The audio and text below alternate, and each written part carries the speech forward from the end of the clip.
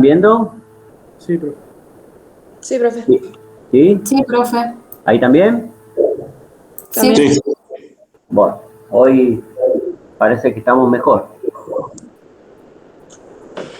Bueno, vamos a ver la clase de hoy, que, digamos, tratamos de seguir, como les dije al principio, una secuencia de lo que sería un proceso de diseño de una industria en general, en lo que respecta a los elementos de ingeniería civil que ustedes se van a encontrar y en los que probablemente no les toque nunca ser, digamos, figura principal o protagonista, pero sí quizás partícipe necesario como ingenieros industriales, como especialistas, probablemente más sobre el tema del proceso que a futuro se va a desarrollar, y por ende ello les da la posibilidad y la oportunidad de ir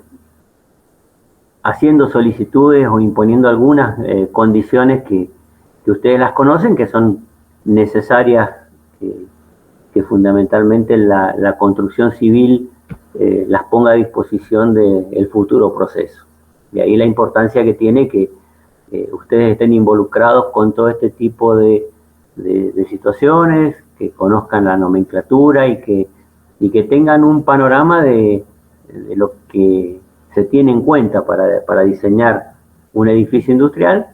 En general, un edificio de cualquier tipo, todos están sometidos más o menos a los mismos criterios, ¿sí? Pero que siempre lo vean desde la perspectiva de poder detectar desde las necesidades de la industria, en base a lo que ustedes ya conocen de actividades industriales.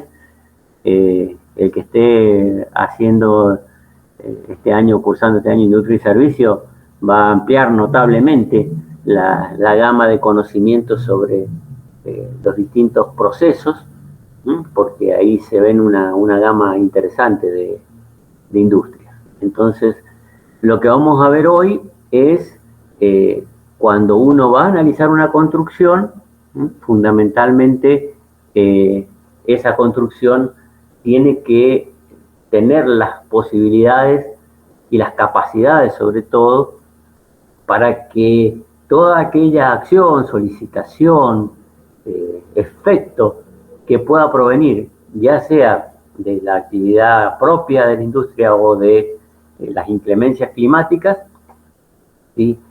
Pueda entonces esa construcción soportarla satisfactoriamente y sobrellevarlas y permitir a lo largo del tiempo un normal desarrollo de la actividad. Entonces, toda esa serie de interferencias que va recibiendo desde adentro y desde afuera, nosotros las englobamos dentro de lo que son las acciones sobre las construcciones. En general, ¿sí? Existen reglamentos en todos los países que regulan o marcan los lineamientos para el análisis estructural y la determinación de acciones. En nuestro país, el cuerpo reglamentario que nosotros vamos a ver, y esta es la primera vez que se los estoy mencionando, es el CIRSOC. El CIRSOC es un consejo que establece desde esa organización que es a nivel gubernamental, no es privada, sino que es estatal, ¿sí? Establece las pautas de diseño de estructuras, ya sea de acero, de madera, de hormigón, y todas estas partes de las acciones que uno tiene que tener en cuenta para diseñar ese tipo de construcciones. Los reglamentos CIRSOC se agrupan en series, si quieren decirles de algún modo, que están designadas o definidas por sus numeraciones. Entonces, la numeración de los reglamentos es un número de 3 dígitos, ¿sí? Donde las Los que son del orden de los 100 se refieren a las acciones. Los que son de la serie de los 200, ¿sí?, se refiere a las construcciones de hormigón armado. Los que son la serie de 300 se refiere a las estructuras de acero. Y la serie de los 600 se tratan las construcciones de madera. Entonces, uno cuando en principio va a buscar algún determinado reglamento, sabiendo el tópico al que va a buscar información, ya por lo menos sabe dentro de esa serie, ¿sí?, cuál es donde tiene que buscar. En este caso nosotros vamos a ver la serie 100, que es la de las acciones, y lo primero que hace el reglamento, en el reglamento 101, que habla en general de las acciones sobre las construcciones, ¿sí?, es clasificarlas en 3 grandes grupos: las permanentes, las variables y las accidentales. Esto en función del tiempo de permanencia que tienen las acciones sobre las construcciones. Las permanentes, aquellas que se considera que están durante toda la vida útil de la construcción. Generalmente ya vamos a verlas en detalle, pero se refieren a las cargas que están vinculadas al peso propio de las estructuras, o elementos que están fijados en forma, ¿sí?, permanente a la misma. Enseguida vamos a ver un detalle de todas las que incluye. Las variables, que son aquellas acciones que aparecen en forma eventual en la construcción en su vida útil. Y las accidentales, que son las que pueden aparecer esporádicamente o una o ninguna vez durante la vida útil de la construcción, pero que por su magnitud, ¿sí?, es necesario tenerlas en cuenta porque pueden producir la destrucción de la construcción. Entonces, en base fundamentalmente al tiempo de permanencia durante la vida útil, es la clasificación de las acciones en estos 3 grandes grupos. Profe, Sí. ¿una accidental puede ser un sismo, por ejemplo? Exactamente, esa, digamos, para nosotros es la accidental, digamos, por excelencia dentro de lo que puede ocurrir acá en Mendoza. Ok. Dentro de las acciones permanentes, y acá se las muestro, todas las que tienen nomencladas el reglamento, aparecen, como les decía, el peso propio, y al lado de cada una de estas cargas aparece una letra en mayúscula que responde a la designación o a la nomenclatura proveniente del reglamento en inglés. Este reglamento es traducción de la norma americana. Prácticamente, no le voy a decir taxativa, pero sí en gran parte sigue la secuencia de las normas americanas, todo el cuerpo reglamentario de CIRSOT, ¿sí? Y la letra responde a la designación de la carga en inglés. El D es de DEAD, que son cargas muertas, ¿sí? Y dentro de ello tenemos, como les decía, el peso propio, las cargas muertas, que serían todos aquellos elementos que no son estructurales, que no forman parte del peso, pero que están adheridos en forma permanente a la construcción, ¿sí? Como puede ser, por ejemplo, en el caso de un entrepiso, la carga del piso, del cerámico, o del entablonado, o de la alfombra, o lo que tenga la planta alta, la parte superior, es una carga que sobre el entrepiso actúa en forma permanente, está siempre. Hacia abajo pueden haber, en algunos, especialmente cuando se trata de construcciones comerciales, suelen haber equipos o elementos de iluminación voluminosos que pueden ser pesados y que pueden ser necesario tenerlos en cuenta. Están adheridos siempre a la construcción y por lo tanto forman parte de las cargas muertas. Las deformaciones por proceso constructivo, y estas son fallas, si se quiere, que se producen, o errores que se producen durante el proceso constructivo, que hacen de que la estructura se vea sometida en forma permanente a una solicitación que desde el punto de vista del diseño no estaba planteada, ¿sí? Muchas veces ya vamos a ver lo que son los arrastramientos, por ahí por errores de replanteo quedan solicitados a determinados esfuerzos en forma permanente, porque hay que forzar, ¿sí?, su colocación en obra. Las fuerzas debidas a la soldadura, esas son muy habituales y prácticamente imposibles de evitar, ¿sí?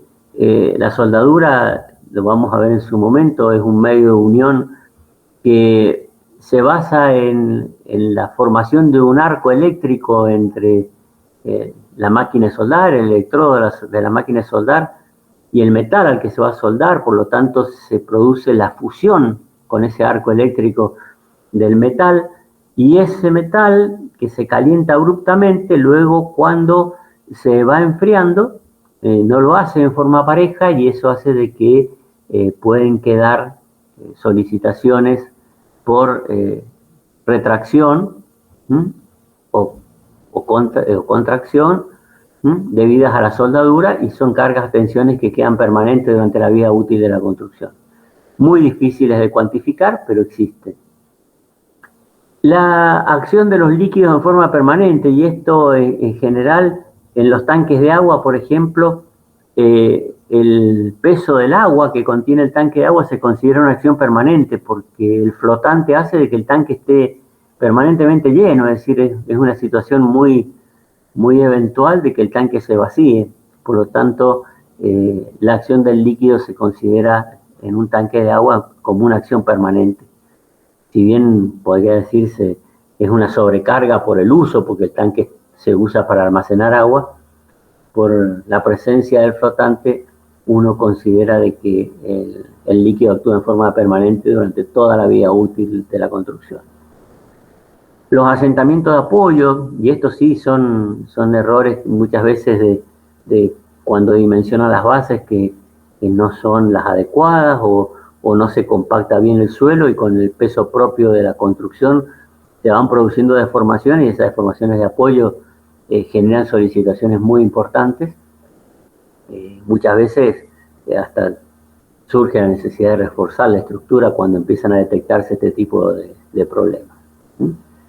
Y finalmente, las máquinas y equipos fijos que uno tiene propio ya de la actividad industrial, y en eso es importante ahí la presencia de ustedes para advertir que la actividad va a tener en un nivel, supongamos, intermedio, y por lo tanto apoyado sobre una losa o sobre un entrepiso, quizás alguna máquina que necesariamente tenga que ir en ese lugar. Y entonces, bueno, esas máquinas de equipo fijo también forman parte de las cargas a tener en cuenta a la hora de diseñar una estructura. Las acciones variables, como ves, son un montón, son fundamentalmente aquellas que dan sentido a la construcción, ¿no? Y por ello la primera que aparece ahí es la ocupación y el uso. Es decir, uno diseña algo para usarlo. Por ejemplo, diseño un entrepiso para colocar un dormitorio. Bueno, la carga del dormitorio va a ser una carga variable, ¿sí? La cantidad de gente que utiliza o que puede subir al dormitorio es una carga variable a tener en cuenta en el cálculo de ese entrepiso. Otra acción variable y que aparece muy poquito tiempo en la vida útil de la construcción, pero no es una carga, digamos, como para considerarla accidental. Aparte, la carga del montaje puede preverse, ¿sí? Es la que aparece justamente cuando uno está poniendo al elemento en su lugar definitivo. Eso se ocurre mucho cuando uno tiene grandes vigas, ¿sí?, que van a estar apoyadas en sus extremos, pero que cuando yo la hizo con la grúa, la tomo de otros puntos distintos. Entonces las solicitaciones pueden ser completamente diferentes en el momento del montaje a cuando van a ser o cuando van a estar trabajando en su posición definitiva. Y yo tengo que evitar que en ese momento en que las solicitaciones son otras, la estructura se vaya a romper. Entonces es muy importante tener presente cuando se va a montar la estructura que no aparezcan solicitaciones que no estén previstas y haya alguna deformación de la estructura al izarla. El mantenimiento y carga útil de la cubierta es otra carga bastante interesante de analizar. ¿Por qué? Porque todas las cubiertas, a lo largo de su vida útil, necesitan algún tipo de mantenimiento, ya sea por el simple paso del tiempo. Pasa, por ejemplo, con las losas cuando están cubiertas con membrana, y especialmente acá en Mendoza, donde la membrana tiene una vida útil, ¿sí? Producto de que el salto térmico que nosotros tenemos en nuestra provincia es muy fuerte. Las membranas son, como ustedes saben, material asfáltico con una lámina de aluminio. Y bueno, el hecho de que los coeficientes de variación térmica de los elementos intervinientes, ya sea la losa de hormigón donde está apoyada, el asfalto o el material asfáltico que se haya utilizado y el aluminio, tienen distintos factores o coeficientes de dilatación térmica, por lo tanto se deforman en forma distinta y se van por ello solicitando uno al otro, y generalmente la membrana, como es el elemento más débil, termina agrietándose o destruyéndose y deja de cumplir su función, que es impedir que pase el agua.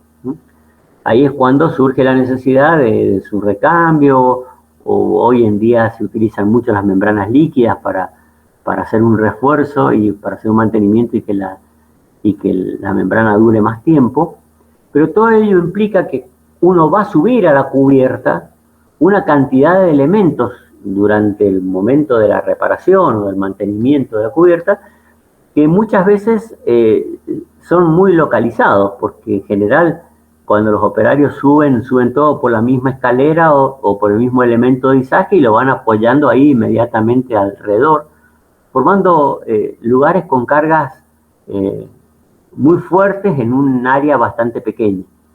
Entonces, esa situación no puede producir un daño en la estructura, sino que la estructura, teniendo en cuenta de que esa acción va a durar muy poquito tiempo, pero tiene que tenerla presente para que no aparezcan grietas en cielo rasos o que aparezcan deformaciones inesperadas en algún elemento que de pronto recibió más carga de la que habíamos previsto. Entonces, las cargas de la cubierta son bastante importantes.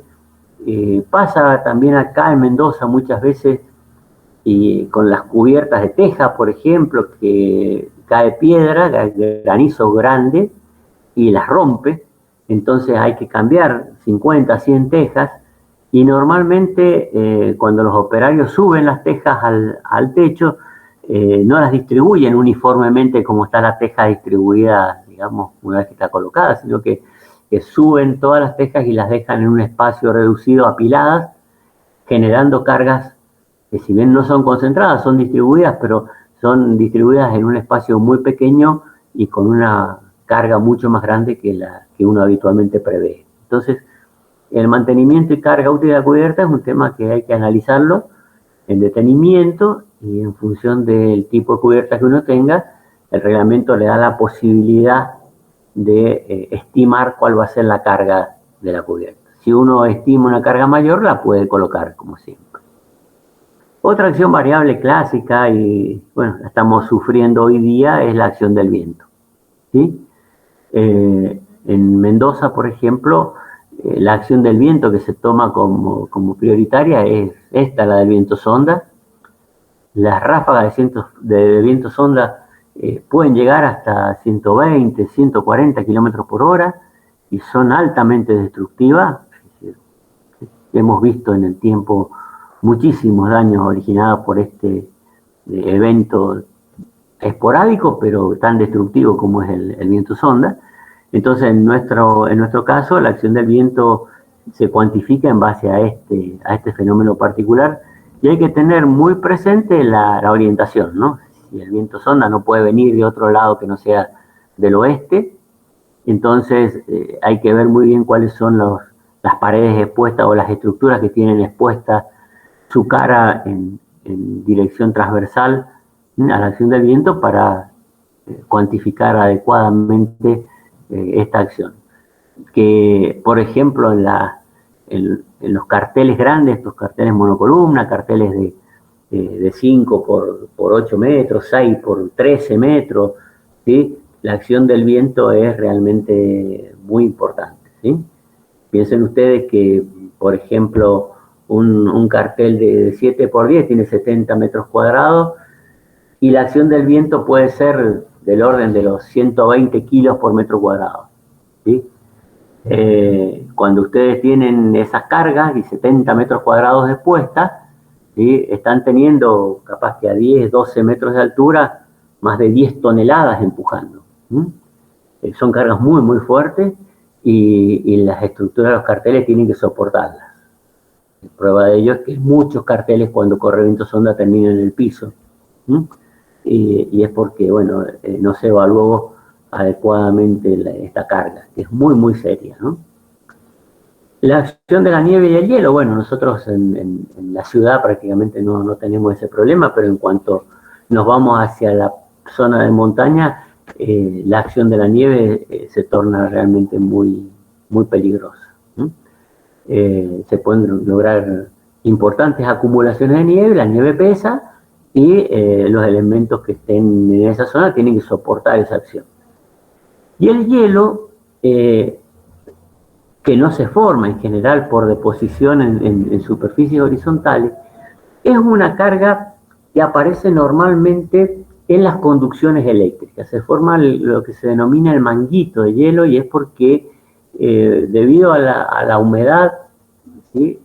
Ambiental, y se produce condensación alrededor del cable y se va congelando con las bajas temperaturas y se forma un manguito de hielo que muchas veces termina cortando el conductor eléctrico, motivo de el peso de ese manguito, si no ha sido bien evaluada la distancia entre columnas y el diámetro que tiene que tener ese conductor para soportar esa carga. Entonces, en zonas, cuando uno entra a hacer líneas en zonas de alta montaña, es muy importante evaluar qué es lo que pasa con el hielo. Otro efecto muy importante, nuevamente también en nuestra provincia, las acciones térmicas climáticas. Y esto se refiere a las dilataciones y contracciones de las estructuras producto de las variaciones térmicas. Y nosotros realmente tenemos saltos térmicos muy, muy fuertes, ¿sí?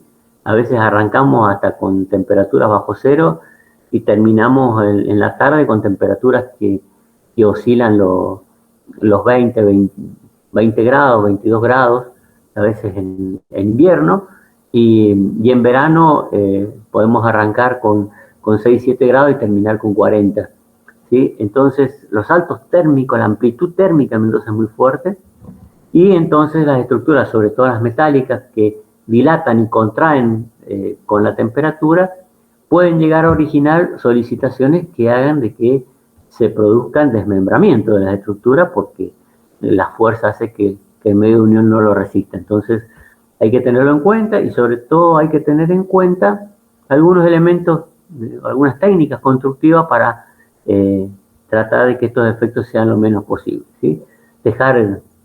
Cuando técnicas constructivas me refiero a dejar puntos en la estructura que puedan tener un cierto desplazamiento relativo, de modo de que cuando se produce esta acción térmica pueda tener un punto de la estructura para descargar tensión.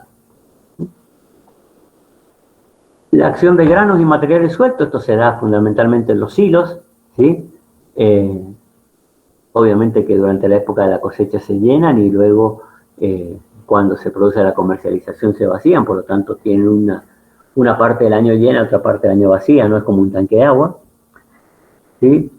La carga de máquinas y equipos móviles, esto depende mucho del tema de la industria, pero en general, en cualquier industria grande, algo que existe es el puente grúa. El puente grúa es una viga que se apoya en ambos costados de la nave industrial y permite transportar cargas de un extremo al otro, por lo tanto esa carga que uno va transportando va cambiando de lugar y va produciendo solicitaciones en los distintos elementos estructurales.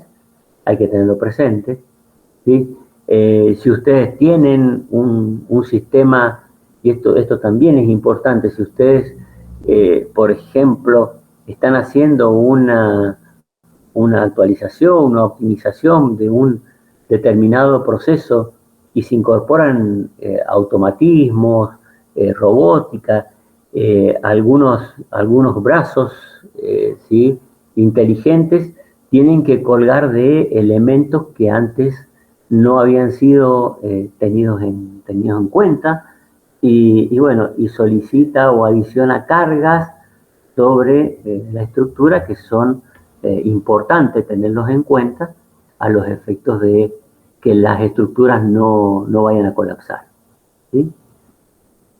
Y por último, ocurren lo que son las estructuras de sostenimiento, que las van a ver con el ingeniero Videla, ¿sí?, que el suelo, cuando está contenido detrás de un muro, ¿sí?, y el agua que puede estar, ¿sí?, inmersa por el grado de saturación que tenga la estructura, ¿sí?, hacen de que esa estructura sea solicitada, por ejemplo, en una pileta, ¿sí? Cuando la pileta se vacía, de afuera hacia adentro hay un empuje que es importante tenerlo presente a la hora de dimensionar el muro y la estructura resistente para que no se vaya a producir el colapso de ese elemento. Entonces son todas acciones variables que pueden aparecer durante la vida útil de la construcción. Como ven ustedes, hay para todos los gustos, pero bueno, es criterio del ingeniero cuál particularmente tiene presente, y será aporte de ustedes, por ejemplo, en el tema de los granos y materiales sueltos, que puedan dar información certera de qué es lo que se está acopiando a los efectos de evaluar correctamente esas cargas. Las acciones accidentales, y como les decía ahí a uno de sus compañeros que me preguntó, ¿sí?, por excelencia en nuestra zona y por lo tanto ubicado en primer lugar, son los sismos de ocurrencia excepcional. Y acá hago referencia con esto, no al temblorcito que sentimos con cierta frecuencia, sino aquel que gracias a Dios no hemos sentido nunca, ¿sí? Sismos de ocurrencia excepcional, previstos en base a la información estadística que se tiene y al conocimiento de la geosísmica, que nos permite a nosotros, en función de la formación del subsuelo, estimar cuáles son las posibilidades que tenemos de ocurrencia de sismo. Obviamente nosotros, como estamos pegados a la cordillera y estamos cerca tenemos fallas que nos atraviesan, nos generan una alta probabilidad de ocurrencia de sismo, y a medida que nos vamos alejando hacia el este de nuestro país, esa posibilidad va bajando hasta prácticamente en la zona, digamos, de Córdoba hacia el este, prácticamente no se tiene en cuenta. Un tema que estaba en el reglamento y uno lo agrega después del episodio de las Torres Gemelas es el impacto de vehículos. En general, lo que tiene la norma previsto son los terrestres, pero bueno, evidentemente parece que los aviones también le pueden pegar a los edificios, así que lo incorporamos como una posibilidad de solicitación a tener en cuenta, como para que la estructura en cierto modo tenga alguna previsión al respecto. Es importante, muy importante el tema de los vehículos terrestres, sobre todo en lo que son las playas de estacionamiento, los soportes de las cubiertas, porque las columnas que soportan los techos, ¿sí?, están muy expuestas al impacto, y hay que tratar de ubicarlas dentro de los lugares donde haya menos probabilidad de que estén sometidos a un golpe fuerte por parte de un vehículo. Ahí no hay estructura, digamos, remanente, es decir, en una cubierta de un de un estacionamiento, cuando le pega a una columna se termina cayendo el techo ahí, no hay una posibilidad de redistribuir los esfuerzos y que otro elemento soporte lo que dejó de soportar esa columna. Entonces es importante, se utilizan elementos de protección, se utilizan muchas veces cuando las columnas son metálicas, se utiliza muchas veces el revestir esa columna, ¿sí? con hormigón para darle mayor resistencia. Un ejemplo de eso en el que me tocó participar, si ustedes se fijan en Parque Central, cuando van por la calle Mitre, ¿sí? Al principio del comienzo del Parque Central y al final, ¿sí? Hay dos torres grandes de iluminación que estructuralmente están materializadas con caños estructurales. Ustedes ven los cañitos de sección rectangular, ¿sí? Que uno, a medida que va subiendo van habiendo cada vez menos caños. La idea de los arquitectos es como que la estructura tendiera a desaparecer en el aire, ¿sí? Pero en la parte inferior, ¿sí? en 1,20 m más o menos, se encofró y se llenó de hormigón a los efectos de proteger esa columna, que si tenía de pronto el golpe de un camión, un micro o algún elemento pesado que tenía una falla, ¿sí?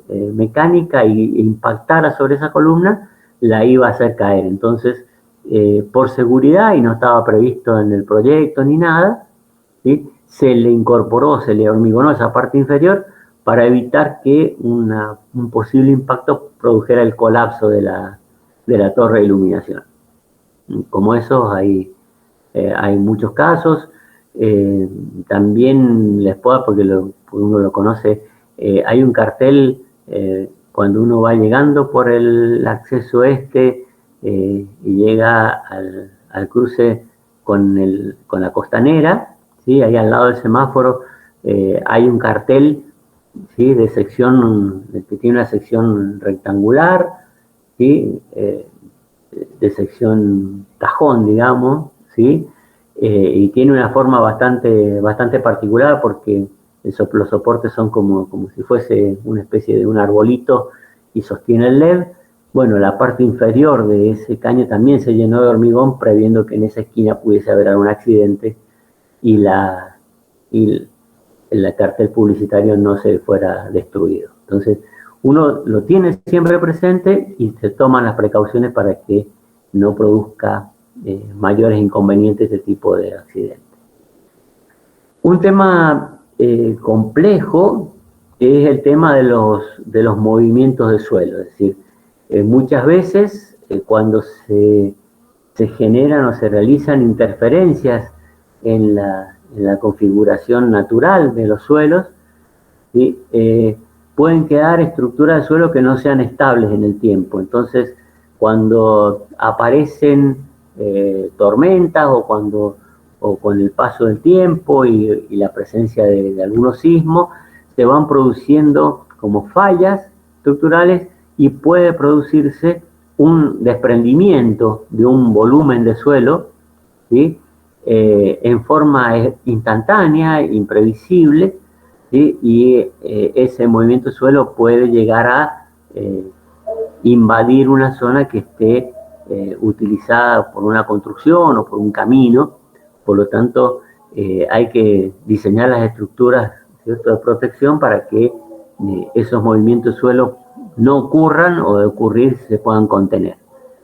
Distinto es a la avalancha de nieve o piedras, que generalmente ocasionadas por tormentas se producen por el arrastre a medida que se empieza, ¿sí?, a desestabilizar una parte de una ladera, ¿sí? Empieza a arrastrar en su tránsito hacia abajo a otras partes y genera grandes caídas de nieve o de piedras. Nosotros las vemos cuando hay tormentas muy intensas, los vemos muy seguido a las avalanchas de piedra en la ruta internacional, ¿sí? La ruta 7 se ve interrumpida precisamente por estas avalanchas de nieve o piedra. Bueno, en esos casos hay que esperar que pase la tormenta y las máquinas, ¿sí?, despejar la ruta para que sigan transitando, pero evidentemente no hay un modo, es decir, habría que hacer una protección muy grande a lo largo de toda la ruta porque las zonas expuestas son realmente muy grandes, y en los puntos que son más evidentes que se pueden llegar a producir, sí se hacen o se diseñan estructuras de protección para que estos eventos no sean tan seguidos. Pero suelen producirse, estas avalanchas suelen transitar largos recorridos impulsados por volúmenes importantes, caudales importantes de agua. Entonces, bueno, algunas veces pueden evitarse y otras veces necesariamente hay que soportar. Pero siempre buscando proteger la vida humana sobre todo, y fundamentalmente en esos casos colocando carteles advirtiendo que en caso de tormentas no transitar por determinados sectores que pueden ser muy riesgosos. Y finalmente, y no colocadas ahí como un tipo de acción, sino que cualquiera de las acciones que hemos mencionado, ¿sí? En general están cuantificadas en el reglamento para un accionar normal, pero cuando ese accionar se da, por ejemplo, en forma de impacto, es decir, en forma instantánea, en forma de golpe, ¿sí? Es como si esa acción estática, ¿sí?, se incrementara en su valor, ¿sí? Yo recién les hablé de los puentes grúa. Los puentes grúa son vigas que atraviesan una nave industrial y transitan, ¿sí?, por lo que se llaman las vigas carril, que van de columna a columna y que soportan, ¿sí?, a esas vigas que transitan longitudinalmente la nave. Bueno, las uniones, porque no se puede tener una estructura, digamos, continua sin ningún tipo de unión de 50 o 60 metros de longitud. Entonces, donde se unen esas vigas, se generan pequeñas discontinuidades, y esas pequeñas discontinuidades hacen de que la viga que lleva la carga dé un pequeño saltito, y por lo tanto la carga que va llevando es como si se aplicara de golpe. Para cuantificar ese pequeño saltito, lo que se hace es incrementar en un 25%, ¿sí?, las cargas que actúan sobre esos puentes grúa. Así como eso, existen estos otros que aparecen acá, ¿sí? Y fíjense que en el caso del apoyo de los ascensores y montacargas, en el que se puede prever que el montacargas se descuelgue de pronto, es decir, por una falla del sistema de frenado, ¿sí?, se diseñan para el doble de su capacidad, es decir, un incremento del 100%, es decir, para que ustedes tengan presente el grado de seguridad que se toma, buscando que en lo posible ante el evento extraordinario tratarse como siempre de salvar la vida humana. Bueno, acá viene un tema que es muy importante, y es que hemos visto una serie de acciones, ¿verdad? Pero las acciones no se presentan en la vida real en forma independiente, ¿sí? No es que tengamos por un lado el peso propio, por otro lado la sobrecarga de uso, sino que por el contrario, ¿sí?, lo que uno espera es que las cargas actúen en forma simultánea, ¿sí? El peso propio va a estar siempre, ese no lo podemos evitar, y las otras cargas pueden aparecer con simultaneidad o no. ¿Qué se hace? Se hace un estudio estadístico, si se quiere, donde lo que se busca es analizar las probabilidades de aparición simultánea de dos o más acciones.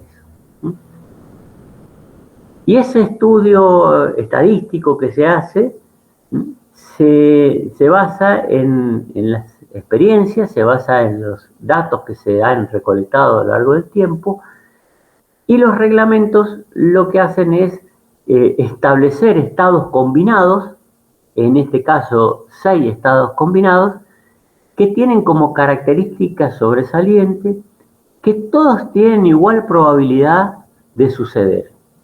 ¿Qué quiere decir con esto? De que cualquiera de ellos, que sea el mayor, será el determinante a la hora de dimensionar una estructura. Entonces, aparecen estos factores de carga que se llaman, que se aplican, ¿sí?, a los estados individuales que acabamos de ver, a los efectos de ver en la acción combinada, ¿sí?, cuáles serían las acciones que solicitan a las estructuras. Entonces, aparecen estos estados combinados donde el primero es solamente la carga muerta, es decir, cuando yo no tengo ningún tipo de carga adicional, ni de uso, ni de ningún tipo, ¿sí? Y yo voy a decir que la estructura va a alcanzar su estado límite último, es decir, el estado para el cual a partir de ahí la estructura deja de ser útil, no es que se caiga, sino que deja de ser útil.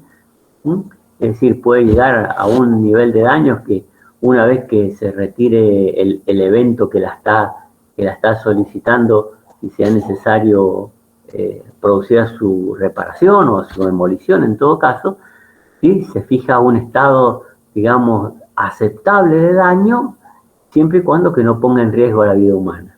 Entonces, se considera que ese estado se alcanza cuando la carga muerta es superada en un 40%, una situación, y las otras situaciones se refieren a la carga muerta acompañando otras cargas. Lo que se hace en los otros estados es decir, bueno, establezcamos un estado de carga o una situación de carga principal, que es la que va a estar en su máxima intensidad, y las otras cargas que puedan aparecer en forma simultánea la acompañan, son cargas como que de acompañamiento. Y entonces entre todas ellas uno va analizando, sumando, ¿sí?, los distintos esfuerzos y ve cuál es la que da más desfavorable. ¿Sí? Como ustedes pueden ver, en la segunda combinación aparece como carga, digamos, principal, las cargas vivas, más las cargas, digamos, por empuje horizontal. En el tercer caso aparecen como cargas principales, ¿sí?, la nieve o la carga sobre la cubierta, ¿sí?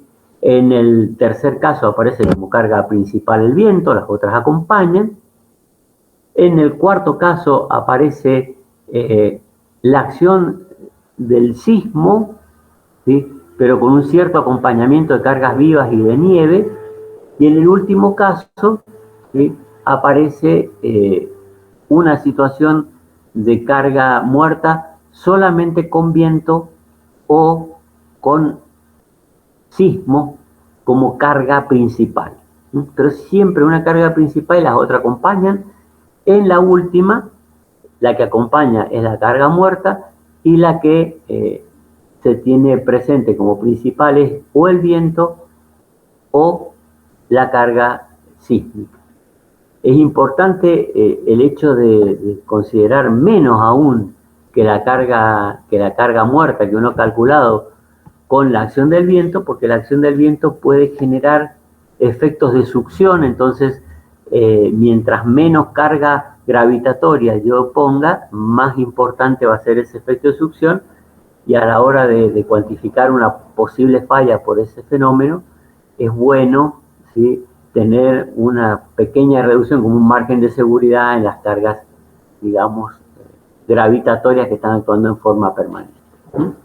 Entonces, estos 6 estados son los que se utilizan, el más desfavorable, obviamente, para determinar cuál es el más desfavorable, y con ello hacer el dimensionamiento estructural, es decir, ver que la estructura tiene que resistir estos esfuerzos, alcanzando, si se quiere, en el estado límite último, algún grado de daño, ¿sí?, y que si aparece una carga más grande, bueno, podrá producir la rotura, pero no el colapso de la construcción. Siempre hay un margen todavía de la estructura para no caerse. Más allá que cuando pase el terremoto, por ejemplo, haya que demolerla, no importa, pero lo importante es que no muera nadie aplastado. ¿Mm? Pero no es el único caso que existe, ¿sí? Existen otro conjunto de combinación que son acciones que se denominan en estado límite de servicio. Y estos estados de carga, que son 3, ¿sí?, se tienen en cuenta a la hora de calcular las deformaciones. ¿Mm?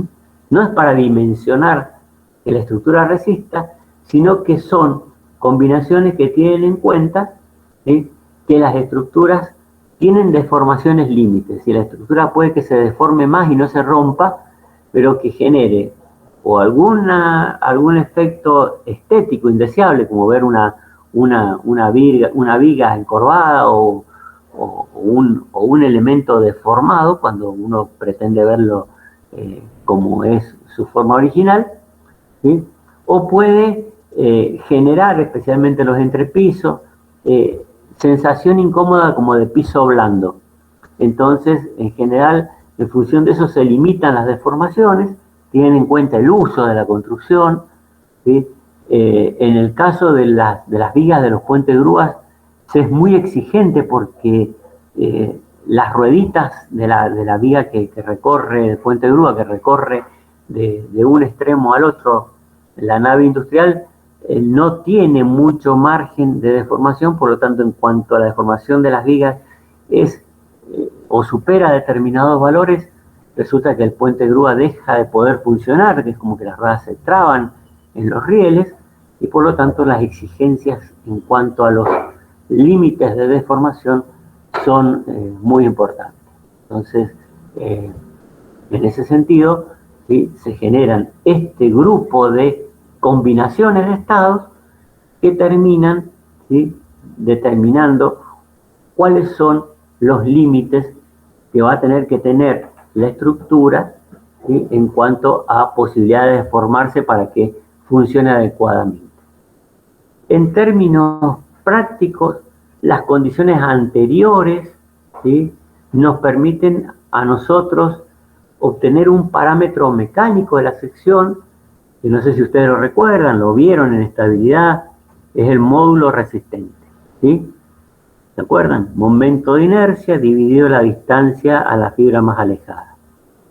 En este caso, de las condiciones límite de servicio, lo que nos permite establecer es el momento de inercia, ¿sí?, mínimo que requiere la estructura para cumplir estas condiciones. Cuando se puede, y uno puede determinar el momento de inercia mínimo necesario y el módulo resistente mínimo necesario, tiene dos ecuaciones que le permiten encontrar o ubicar más fácilmente las dimensiones de estructura. Si se trata de un perfil laminado, para buscarlo en las tablas, y si se trata de una sección rectangular, por ejemplo en madera, nos permite encontrar una sección óptima que se acerque al funcionamiento, llamémosle así, óptimo, ya sea en el estado de solicitación estructural como en el estado de deformación. En general, ya vamos a ver cuando veamos madera que eso no es muy fácil de obtener porque los parámetros que gobiernan una situación y otra son muy distintos, pero conceptualmente estas combinaciones de servicios me permiten ver cuál es la exigencia de inercia y las combinaciones de estados límites últimos me permiten establecer las necesidades del módulo resistente. En términos generales, ese es el uso que se les da. ¿Mm? Bueno, vamos a pasar a ver la determinación de las acciones en cada caso en particular, ¿sí? Yo les diría que nos detengamos 5 minutos acá, ¿sí?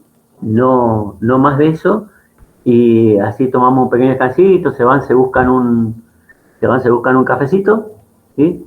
Y podemos continuar con la segunda parte. Esta no es una clase muy extensa, ¿sí? Pero quiero que vean y comprendan cómo trabajamos nosotros habitualmente para evaluar las acciones en una construcción. Así que son las 16, he cumplido rigurosamente con mi primera horita. Eh, Tomamos 10 minutos, 16, 10, reiniciamos la segunda parte. Ok, profe.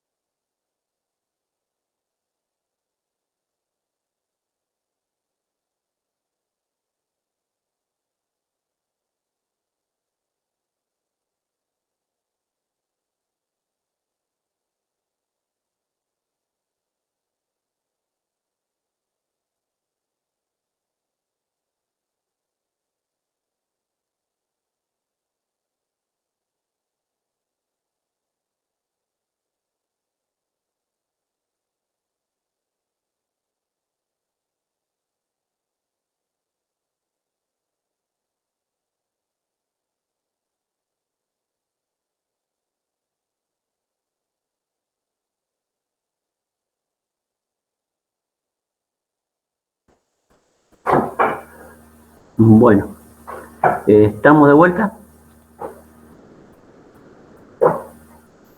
Sí, profe. Yo sí. Sí, profe, acá estamos. Bueno.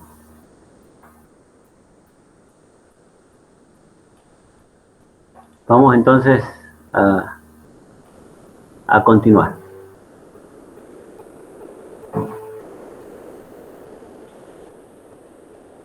¿Se está viendo bien?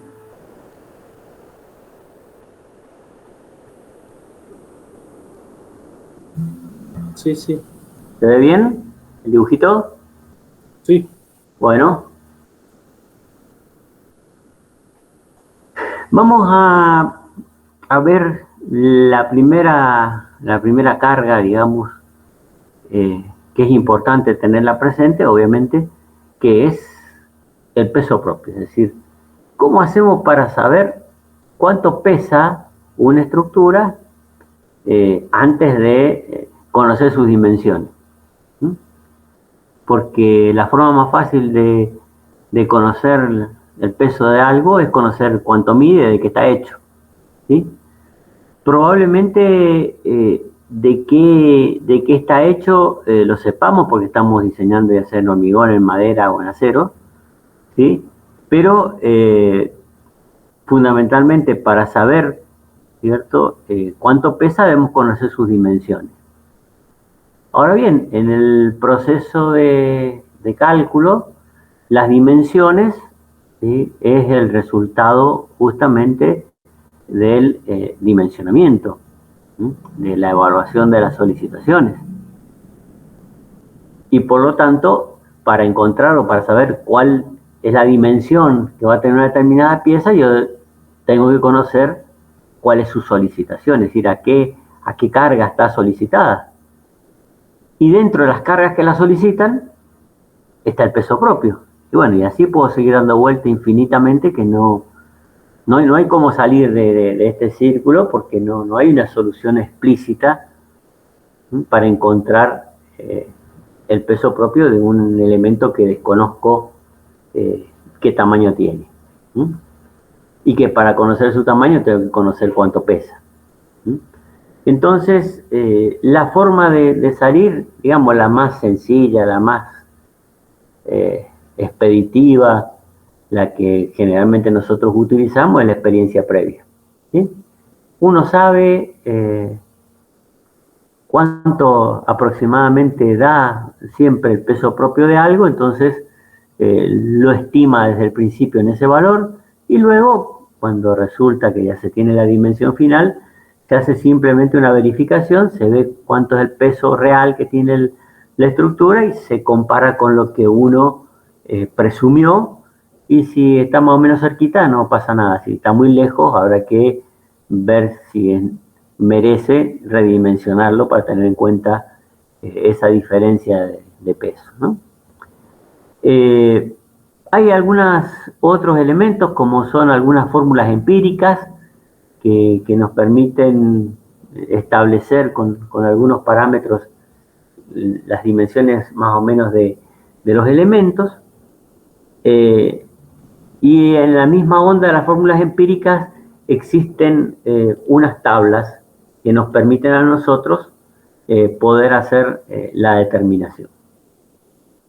Por ejemplo, en el caso de una cubierta como la que estamos viendo, que es el corte de una cubierta de madera, planteada acá con teja francesa, una estructura típica de cubierta de nuestra provincia, ¿sí?, donde de arriba hacia abajo aparecen las tejas, aparece este listón donde se clavan las tejas. En la jerga, digamos, normal de los albañiles de Mendoza se le llama alfajía, ¿sí?, a donde se colocan, generalmente son de 2 pulgadas por 2 pulgadas y 5 centímetros por 5 centímetros. ¿Sí? Entre medio de esa alfajía y por debajo de la tela queda lo que es la aislación térmica, que hoy puede ser lana de vidrio, telgopor, incluso hasta puede ser lo que se llaman unas membranas bajo teja que vienen ahora, que tienen una muy buena muy buena aislación térmica. Después de esa aislación térmica viene lo que se llama la barrera de vapor, que la barrera de vapor generalmente es una membrana quizá un poquito más fina que la que se utiliza para cubiertas, que son de 4 milímetros. Esta puede ser una membrana de 3 milímetros porque no está expuesta directamente a la intemperie, ¿sí? Pero básicamente lo que pretende hacer esa membrana, ¿sí?, es proteger al entablonado o al machimbreado, como se dice normalmente acá en la provincia, ante cualquier tipo de pérdida de impermeabilidad por parte de la teja, que puede ser porque alguien la pisa y se rompe o porque la piedra la rompe, ¿sí? Entonces se protege la cubierta, digamos, la parte sensible, que es el machimbrado, con esa barrera de vapor, que también sirve para evitar los fenómenos de condensación en la cubierta, propio de la diferencia de temperatura entre el exterior y el interior. Y por último, tenemos, como les dije, el machiembreado, que es lo que acá aparece como entablonado. Nosotros generalmente, ya cuando veamos la parte de madera, vamos a ver lo que es una unión en machimbre, ¿sí?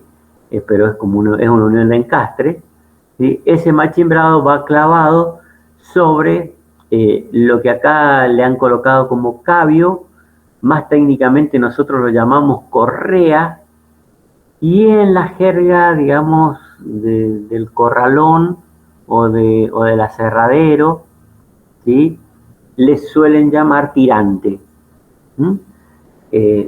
Terminologías más propias del lugar. Entonces tenemos tirante, machiembreado, ¿sí?, y alfajía. En general esos son los nombres más habituales a encontrar en la...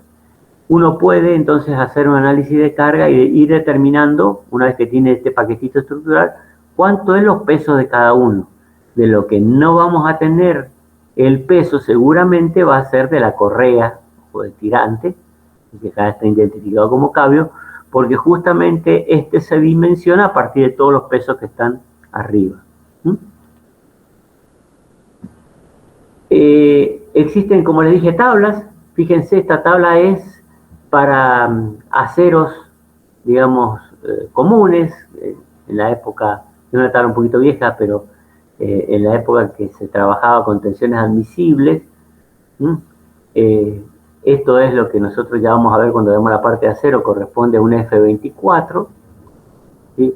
Y estos son correas en I, son perfiles laminados, generalmente IPN, y entonces generalmente las correas van entre cerchas, ¿sí?, o vigas, o elementos, digamos, que soportan la carga de la cubierta.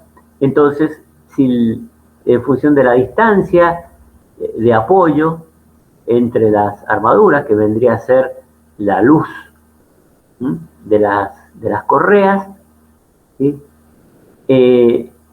el ancho de cada correa, es decir, la distancia a la que se colocan cada uno de estos elementos, y en general en un rango de pesos que varía en 50 kilos por metro cuadrado, lo cual es bastante amplio y me permite a mí determinar algunas de estas columnas, ¿sí?, como carga total. Hay que estimarla en función de lo que uno tiene, fundamentalmente la sobrecarga de uso, que es la que más impacta, ¿sí?, en función de cada uno de estos anchos, me da aproximadamente en kilos por metro cuadrado.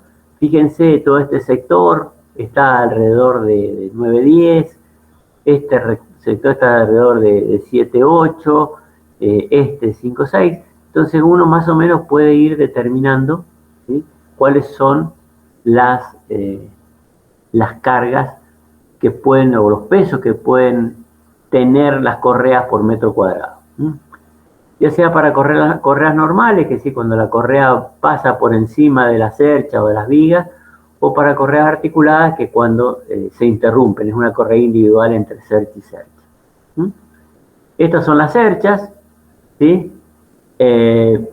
Para estas cerchas también hay tablas que nos dan, ¿sí?, el peso de la cercha en kilo por metro cuadrado de planta, ¿sí? En función de la luz, es decir, distancia entre apoyo de la cercha, y la separación entre este y la cercha siguiente, ¿sí? Me dice aproximadamente cuánto pesan por metro cuadrado. Son formulitas, son tablitas que me permiten a mí, si no tengo experiencia, visualizar más o menos cuáles son los pesos.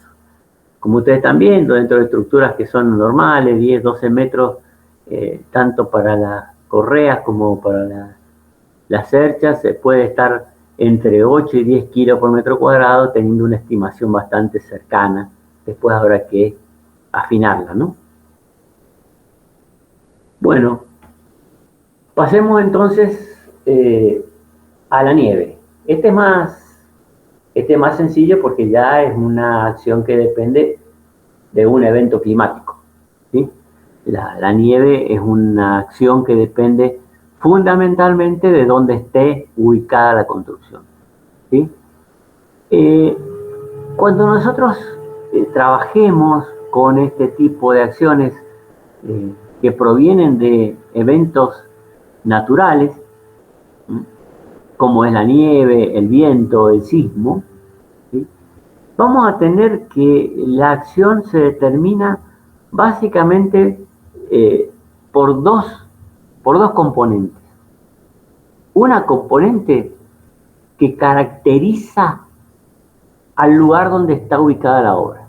En este caso, ese valor o esa incidencia del lugar de implantación de la obra viene dado por este P sub G, que es la carga de nieve a nivel del terreno.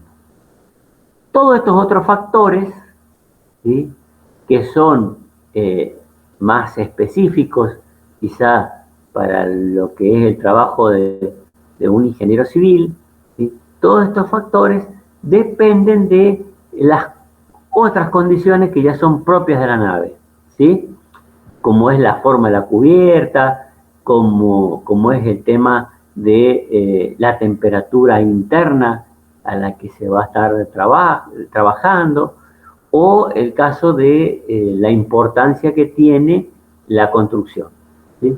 Porque no es lo mismo el grado de seguridad que uno tiene que tener para una construcción que va a tener, por ejemplo, funciones esenciales en caso de un evento extraordinario, como puede ser un hospital, ¿sí?, a estructuras que incluso no resguardan vidas humanas ni valores de gran valor, como puede ser, por ejemplo, una nave que se utiliza para depósito, para almacenamiento de materia prima, donde de pronto los valores que están en su interior no tienen un valor tan grande, y donde digamos que un eventual problema estructural hasta algunos casos ni siquiera va a producir daños ni pérdidas. Entonces, de un extremo al otro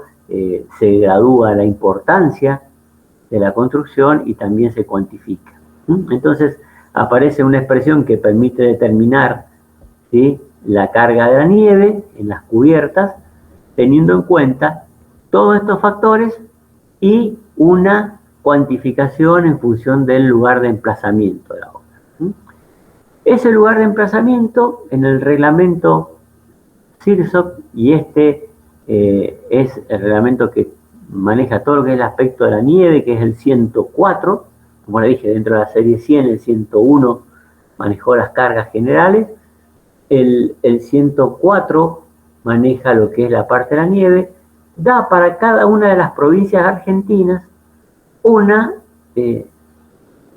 distribución por departamentos o partidos, en el caso de la provincia de Buenos Aires, y una cabecera de departamento, ¿sí?, porque hay departamentos que son mucho más grandes, y entonces hay que ver cuál es la localización en general del punto al cual hace referencia esta carga, ¿sí?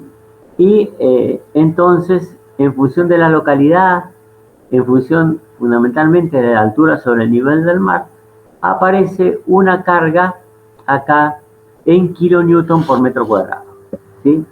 Primera valoración numérica que nosotros hacemos dentro de lo que está haciendo esta exposición, y aparece este kilonewton, ¿sí? En general los reglamentos argentinos respetan las especificaciones en sistema internacional, ¿sí? Recuerden ustedes que un newton es aproximadamente 0,9 kilos, perdón, 0,1 kilo, ¿sí? 100 gramos es 98 y algo, pero son 100 gramos, ¿sí?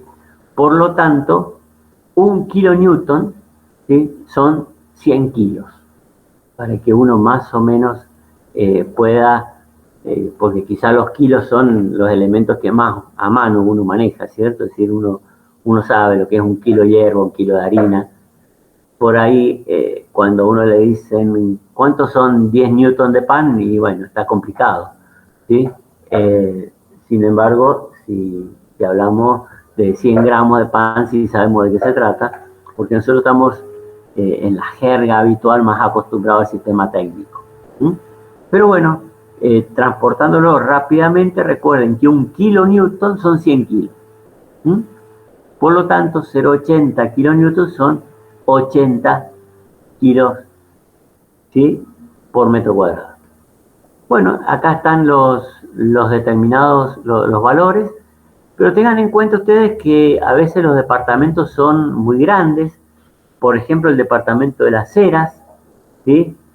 Que es este departamento que tenemos acá al norte, incluye todo lo que es la zona limítrofe acá con Chile, y todo lo que es la parte norte, la parte de cordillera, y por lo tanto entre la zona céntrica de Las Heras y la zona de montaña, y lo mismo pasa con Luján, ¿sí? Son muy dispares los valores que uno puede tener de carga de nieve. Entonces hay que ver cuál es la cabecera que se ha tomado para determinar la carga de nieve, en este caso de Las Heras, y se están considerando solo 30 kilos por metro cuadrado, algo que es absolutamente inválido para cuando uno anda por Uspallata, Las Cuevas, ¿sí? Esos lugares donde naturalmente las cargas de nieve son muchísimo más grandes, y habrá que ir a los registros, ¿sí? Del servicio meteorológico, ¿sí? O de contingencias climáticas, y buscar cuáles son los registros de acumulación nieve para determinar cuál es la carga de nieve sobre una construcción a hacer en la zona de alta montaña.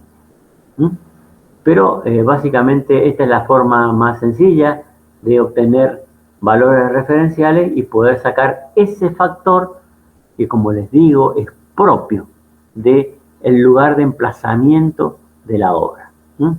Los otros factores, que son los que vienen a continuación, son más técnicos, más específicos de las características de la construcción, ¿sí? En este caso se habla de este factor de exposición, en función de si la cubierta tiene algún tipo de protección natural, y entonces se produce menos posibilidad de acumulación nívea o más acumulación nívea. Y existe un apéndice que define, ¿sí? Cada categoría de terreno. Y acá lo tienen ustedes. Esta información se las dejo. Esta es una presentación que de pronto la damos en una materia de ingeniería civil, y tiene un montón de información que, bueno, a ustedes les queda como información, no es que se la vayamos a preguntar ni la tienen que leer para el cuestionario, ¿sí? Son simplemente a modo de que la presentación quede completa. Ahí tienen las cuatro tipos de exposiciones a qué se refiere, ¿sí? Y una serie de definiciones de qué es lo que se entiende para totalmente expuesta, protegida, ¿sí? Y parcialmente expuesta. Bueno, la condición térmica, otro factor que aparecía en la primera formulita, ¿sí? Que se refiere a, como les decía, la temperatura interior de trabajo, ¿sí? evidentemente que en general, mientras más caliente o más acondicionado esté el interior de la construcción, la posibilidad de acumulación nívea es menor, ¿sí? Entonces, cuando uno tiene un ambiente interior de muy baja temperatura, eso favorece a que exteriormente se acumule y se retenga más rápidamente la nieve, por lo tanto este factor es mayor, y cuando se las tiene calefaccionadas, ¿sí?, este factor es menor. Pero básicamente para que ustedes vean cómo se cuantifican las distintas situaciones reales que pueden aparecer en la construcción.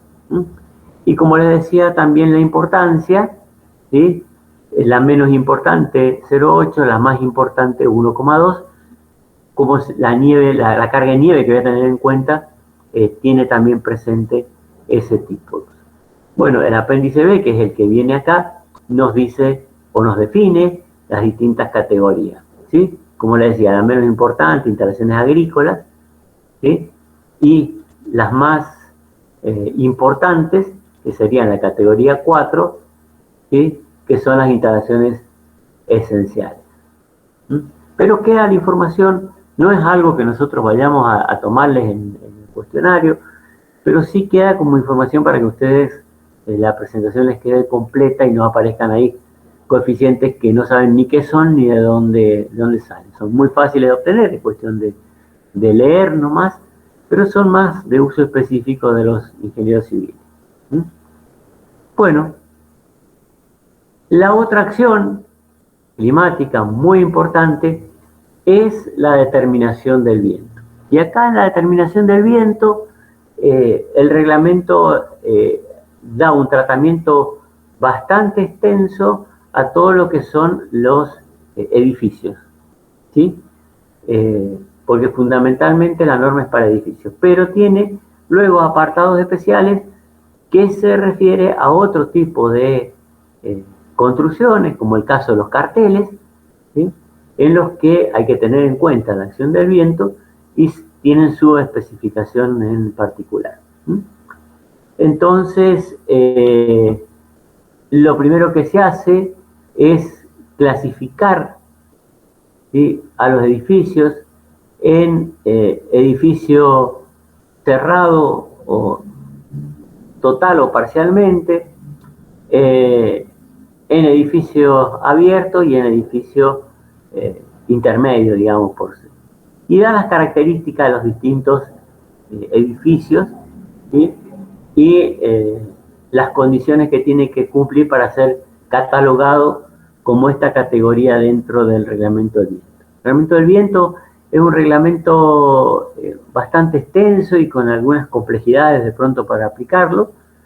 Yo no los voy a complicar con estas cosas, simplemente se lo estoy presentando como para que vean que la acción del viento es una acción difícil, una acción dinámica, una acción compleja de determinar, y obviamente los reglamentos, por más que tienden a simplificar algunas cosas, necesariamente se ven involucrados en la complejidad de la acción, ¿no?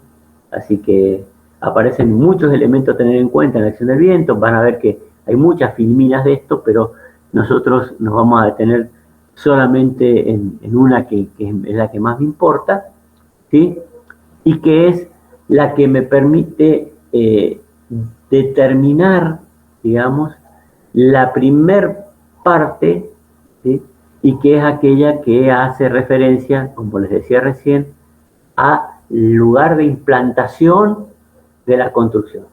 Todos los demás factores que se van a determinar, que están expresados en esta especificación, ¿sí?, son propios del análisis estructural, necesarios para, ¿sí?, ver para cada elemento en particular cómo actúa el viento. Pero se parte, como siempre les he dicho, de una velocidad básica de viento que depende de dónde está implantada la construcción. Y para ello, nuevamente, el reglamento, que este es el reglamento 102 ¿sí? El 101 es general, recuerden, el 104 hablaba de la nieve, el 102 habla del viento, y el 103, que no lo vamos a mencionar, ¿sí? Habla de la acción sísmica. No lo vamos a mencionar porque es un reglamento bastante específico. Sí vamos a hacer alguna consideración de evaluación de acción sísmica para que ustedes vean conceptualmente cómo se determina. Pero no nos salgamos de la parte de la acción del viento, y en la acción del viento, ¿sí? El reglamento nos da una serie de curvas que se denominan isoyetas, también se los denomina isovaras o isovelas, perdón, isovelas, ¿sí? No isovaras, porque isovaras es igual presión, isovelas, ¿sí? O isoyetas también se las suele llamar, que permiten determinar líneas a lo largo de la extensión de nuestro territorio nacional, dentro del cual podrían caracterizarse con velocidades de referencia o velocidades básicas de viento, ¿sí? Expresadas, ¿sí?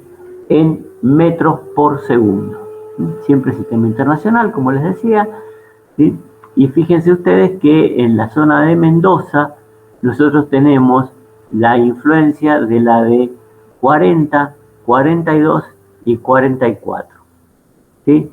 Recuerden de que para pasarlo a kilómetros por hora, que es lo que uno está más acostumbrado, hay que multiplicar por 3,6.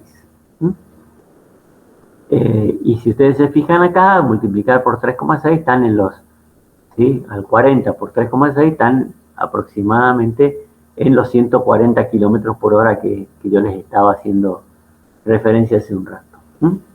¿Cómo se determinan estas curvas? Y bueno, se hacen observaciones, ¿sí? Las observaciones se hacen durante un determinado periodo de tiempo, ¿sí? Propio del momento en el que se hace el desarrollo del estudio, buscando obviamente en cada zona instalarse en las épocas del año en los que se espera mayor intensidad de viento, ¿sí? Y lo que se utiliza es un elemento, ¿sí? Que nos permite a nosotros, ¿sí? Determinar la velocidad del viento, se llama anemómetro, ¿sí? Y existen distintos tipos basados en distintos fundamentos, bases físicas.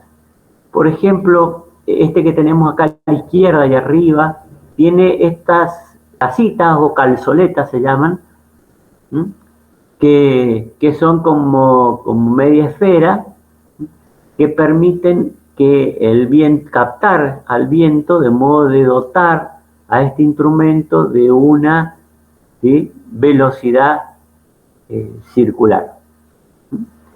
Esto al girar hace que estos extremos de estos bracitos articulados, ¿sí?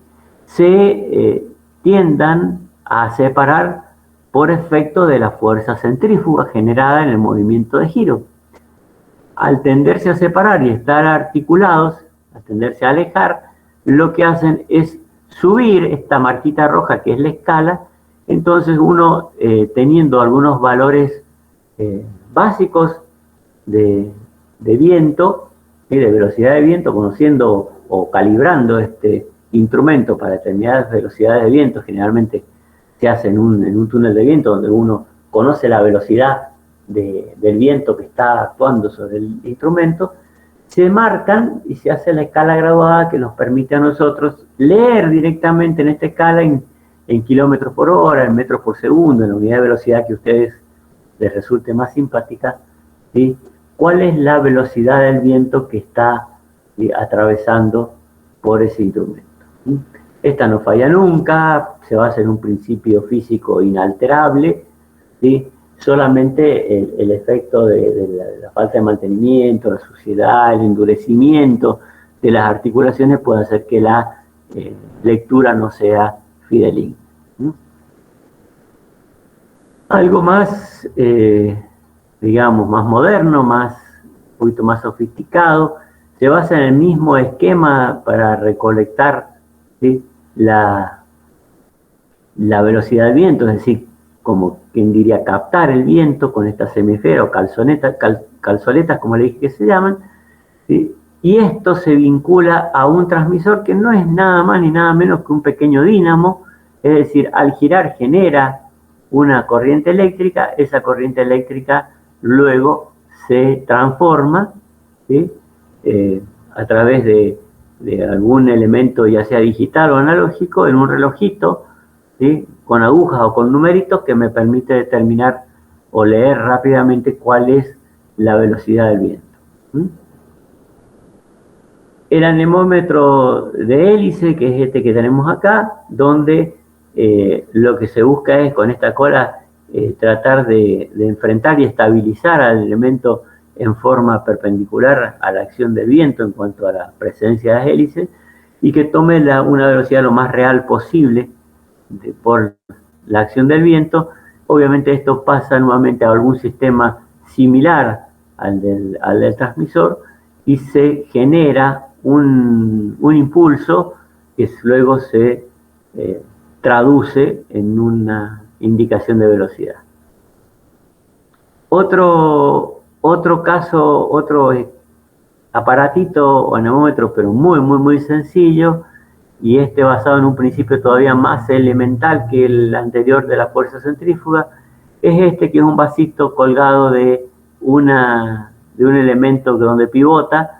La acción del viento genera una presión, una fuerza que lo levanta y que se equilibra con el peso propio del vasito, ¿sí? Por lo tanto, como la gravedad también es otro elemento que no es variable, nos permite determinar en forma bastante fidedigna cuál es la velocidad del viento, en este caso leyéndolo en esta escala, ¿sí? La otra forma de medirlo, que ya requiere de algunas mediciones un poquito más precisas, es viendo que el viento se introduce acá por un endije y genera una presión. Por lo tanto, la diferencia de presión que se genera entre estas dos columnas nos puede estar dando una indicación en la escala correspondiente de la velocidad del viento, ¿sí? Y el otro esquema, ¿sí? Es la presión que genera el viento sobre un pequeño diafragma, y ese diafragma luego, en este caso, en forma analógica, es decir, por un procedimiento mecánico, transmite la indicación a un reloj de aguja, ¿sí?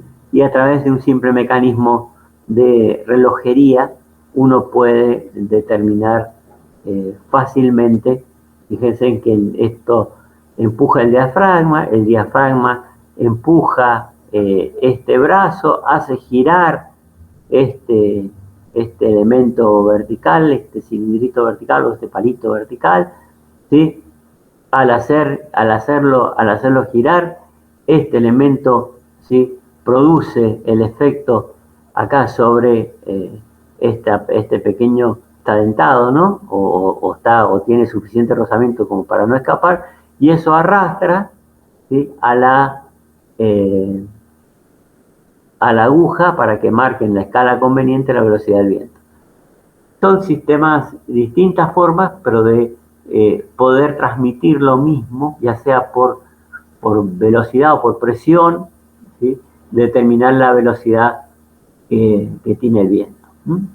Ese es fundamentalmente el principio con el que se pueden determinar, llegar a construir, luego de un proceso obviamente de recolección de datos bastante interesante, estos valores. Acá es importante esto de la velocidad básica de viento, no es la velocidad máxima, porque sería una enorme casualidad que justo el día que fuimos a hacer la medición se haya dado la máxima histórica de viento en la zona, pero bueno, se caracteriza en base a un periodo de mediciones, ¿sí?, y se establecen estas curvas, estas isovelas, que nos permiten a nosotros, sin tener que ir a medir, determinar cuál es la presencia del viento en ese lugar. Bueno, luego en función de la importancia, lo mismo que pasó recién con la nieve, aparecen las distintas categorías y los factores que lo afectan, ¿sí?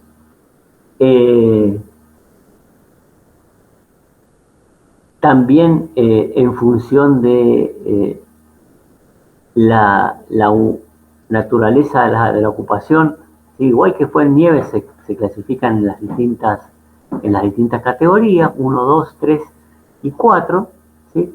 Es la misma determinación que se hizo para nieve, acá está repetida, ¿sí? Los grados de exposición, aquí estos difieren del caso de la nieve, porque acá lo que se tiene en cuenta es las obstrucciones al paso del viento, ¿sí? Van a ver ustedes que aparece frecuentemente la altura de referencia de 10 metros, y esto se refiere a que esas determinaciones que les dije que se hicieron con los anemómetros en algún momento en las distintas zonas del país, o se fueron registrando en el tiempo los datos, ¿sí? Esos 10 metros son la altura a la que se encuentra ubicado el aparato, el anemómetro, para medir, ¿sí?, la velocidad del viento. ¿Sí? No es a cualquier altura, sino que es a una altura prefijada. Bueno, y acá empieza toda una discriminación y una cantidad de coeficientes y demás para generar cuál es ese coeficiente, si quieren llamarle de forma, que en función de las características de la construcción nos van a permitir determinar las acciones del viento, que tienen una característica única, digamos, referida a las otras solicitaciones, y que es que el viento actúa por fuera de la construcción y por dentro de la construcción. En general, cuando uno tiene una superficie expuesta al viento y hay alguna abertura, ese aire ingresa, esa masa de aire ingresa a la nave y tiende a inflarla, es decir, tiende a generar una presión de adentro hacia afuera, ¿sí? Mientras que cuando el viento, ¿sí?, circula en forma paralela a una superficie, tiende a producir una depresión y por lo tanto una succión hacia afuera de esa superficie. Entonces, básicamente hay que tener en cuenta, ¿sí?, la acción del viento siempre desde afuera y desde adentro. A veces esa acción se suma, a veces esa acción se resta. A veces yo tengo presión desde adentro y encima succión desde afuera, las dos van para el mismo lado, se suman, ¿sí? También puedo tener succión adentro, ¿sí?, en todas aquellas paredes en las que el viento se aleja, es decir, que no las infla, es como que produce una depresión y produce una succión. Bueno, todo eso que es conceptual se traduce en una forma muy particular de expresión con algunos gráficos, y donde la norma nos indica el valor de la acción del viento en cada uno de esos sectores. Obviamente lo hace en relación a los valores que hemos determinado previamente.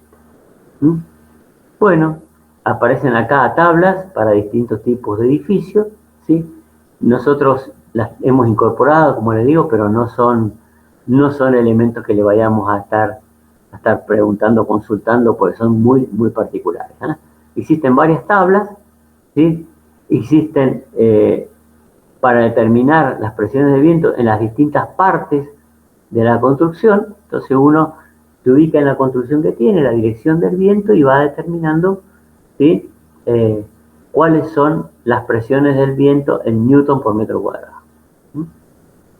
En newton por metro cuadrado se imaginan que son 100 gramos en un metro cuadrado, por lo tanto los valores son bastante grandes. Pero nunca hay que dejar de mirar en la tablita en qué unidades se están midiendo. Acá la tienen para los edificios cerrados, ¿sí?, y algunas notas aclaratorias. Bueno, acá tienen para los edificios parcialmente cerrados, recién lo mismo para los cerrados, el mismo esquema y las notas específicas. Es compleja, la determinación de la acción del viento. Lleva su muy buen tiempo determinarla, ¿sí? Y luego, obviamente, que hay que evaluarla en combinación con las otras acciones conforme a los estados combinados que vimos.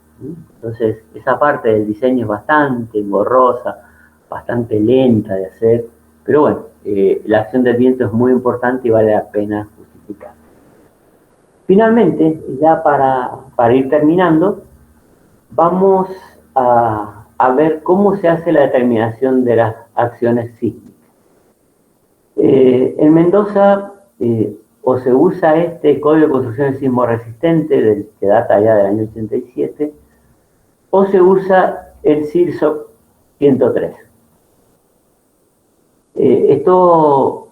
La provincia adoptó los reglamentos CIRSOC en forma unificada, pero como existe la autonomía municipal, cada municipio puede o no adherir a los cuerpos reglamentarios a los que la provincia apoya. En eso la provincia no les puede imponer a los municipios que utilicen un determinado reglamento. Sí los puede invitar a adherirse a la aplicación de un reglamento al que a nivel nacional la provincia se ha adherido. Eso, por si ustedes encuentran de pronto que en la misma provincia una municipalidad exige una cosa y otra municipalidad exige otra, y eso es propio de que las ordenanzas municipales son independientes, son autárquicas de la decisión de la provincia y pueden aceptar o no las sugerencias que desde el gobierno central les estén bajando. Nuevamente, la fuerza sísmica, como todo evento que deviene de una acción natural, tiene dos componentes. ¿Sí? Ese factor C, que tiene un componente que es el C sub 0, que es el coeficiente sísmico zonal y que responde, como hemos dicho todas las veces, al lugar de implantación de la construcción.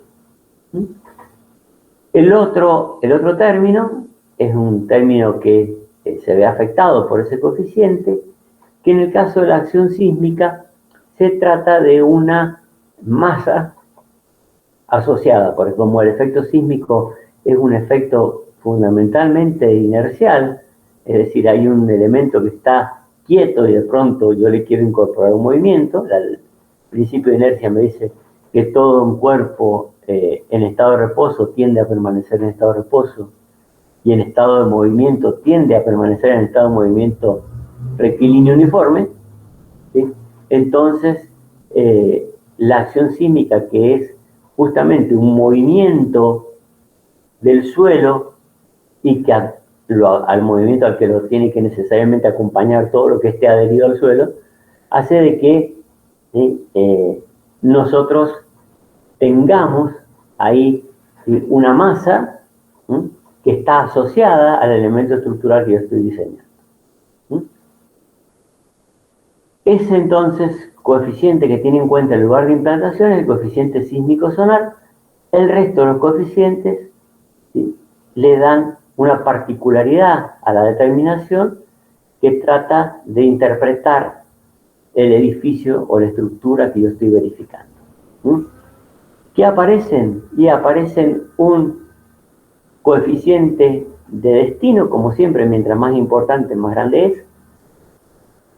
Un coeficiente de estructura, que tiene en cuenta la influencia de estructura, formado por dos componentes.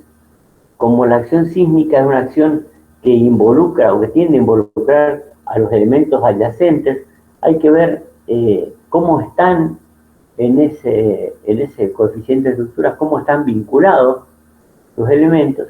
Y también, y es muy importante, porque influye a veces en la determinación del valor de la acción sísmica, hay que ver también el tema de la ductilidad. La ductilidad se refiere a la capacidad que tiene un elemento, una pieza, de seguir resistiendo a pesar de que se alcanzó la tensión de Florencia. Eso significa de que la estructura tiene mecanismos que hacen de que yo pueda, ¿sí?, tener un elemento estructural que alcanza su máximo, ¿sí?, capacidad de funcionamiento, pero si la acción sigue incrementándose, ¿sí?, aparecen nuevos elementos que o estaban trabajando menos o no estaban trabajando, que por la deformación que tiene el elemento solicitado y ya no puede resistir más carga, ¿sí?, terminan recargando a ese elemento estructural en lo que se llama una redistribución de esfuerzos, y eso hace de que la construcción en general tenga mayor ductilidad y tenga mayor capacidad de respuesta para la acción sísmica. Por lo tanto, ese coeficiente será tanto más chico como sea la ductilidad que tenga la estructura. Mientras menos dúctil es la estructura, más grande es ese camadeo, porque termina cuantificando la fuerza sísmica. Y finalmente, la influencia del suelo, porque el suelo es un elemento predominante, digamos, a la hora de evaluar la acción sísmica. Si ustedes por ahí repasan los eventos sísmicos ocurridos acá en Sudamérica, se van a encontrar con que el evento que sucedió en México, allá por los años 70, ¿sí?, fue un evento de mucho menor envergadura en cuanto a liberación de energía. ¿Qué les quiero decir con esto? Si uno analiza los reportes en función de lo que fueron las determinaciones de intensidades, ¿sí?, de magnitudes de sismo, en función de la escala de Richter, se van a encontrar con que de pronto los sismos chilenos son de mucha mayor envergadura que los sismos que se produjeron en México. Pero los daños que se produjeron en edificios de similares características en un país y en otro fueron mucho más importantes en México, y esto se debió a que el suelo ejerció un efecto amplificador que hizo de que entonces la acción se viera notablemente, ¿sí?, aumentada por efecto del suelo. Fue como que licuefaccionó e hizo como cuando uno mueve un vaso, ¿cierto?, y el agua salta por los costados y se nos termina descontrolando. Bueno, lo mismo pasó en México porque hubo una pérdida de capacidad de soporte, una licuefacción del suelo y un efecto de amplificación de la onda sísmica que produjo daños inmensos, hechos que no se dan en Chile, donde fundamentalmente toda saliendo, ¿no?, de la parte costera, ¿sí?, ahí muy cerquita, todo lo que se tiene son afloramientos rocosos y muy buenos terrenos de fundación. Entonces, el suelo también es otro factor que tiene influencia en la determinación de la acción sísmica, pero que quiero que les quede básicamente en la mente y en el pensamiento, que así como fue el viento y como fue la nieve, siempre hay un factor que caracteriza localmente, que caracteriza la implantación de la construcción, ¿sí?, que en este caso es el coeficiente sísmico zonal, que en el otro caso fue la velocidad, ¿sí?, que sacábamos de ese plano, ¿sí?, y si no, la carga de nieve por metro cuadrado que sacábamos del otro plano que nos daba también el reglamento CISO 104. ¿Sí? Todas las acciones que provienen de un evento natural, entonces tienen dos componentes. Una componente propia del lugar de emplazamiento y otra componente propia de la forma, de la exposición, del destino, de la importancia del lugar donde está asentada la construcción. Eso quiero que sea para ustedes, digamos, la moraleja de lo que es la determinación de acciones. Por un lado, las que dependen del uso y fundamentalmente los pesos de los elementos estructurales, y el otro grupito que es la que dependen de los eventos naturales, que muchas veces son tiene un cierto grado de incertidumbre y donde uno tiene que tomar las máximas precauciones. Con eso queda esta presentación ya terminada. Básicamente, ¿sí? Ahí ¿estamos viendo? ¿Volví yo o no volví? ¿Estamos? Sí, profe. No sé si les quedaron dudas, si se escuchó bien. Todo perfecto. ¿Todo bien? Bueno, les comento y como regalito del viento sonda, aunque si han visto la planificación ya lo sabrán, ¿sí? En esta clase, que es acciones sobre las estructuras, no hay actividad práctica prevista, ¿sí? Vamos a hacer la próxima clase que vamos a ver el tema de estructuración de naves. Sí vamos a ver la aplicación práctica, así que esta semana descansan, ¿sí? Nosotros le vamos a mandar las correcciones de los trabajos prácticos que nos han presentado, ¿sí? De modo de que tengan esta semana para hacer las correcciones y no se atrasen, ¿eh? La semana que viene, cuando les dé la parte de estructuración de naves, vamos a tener nosotros en cuenta, ¿sí? La actividad práctica. Si hay el próximo martes, al inicio de la clase, un cuestionario sobre el tema de las acciones.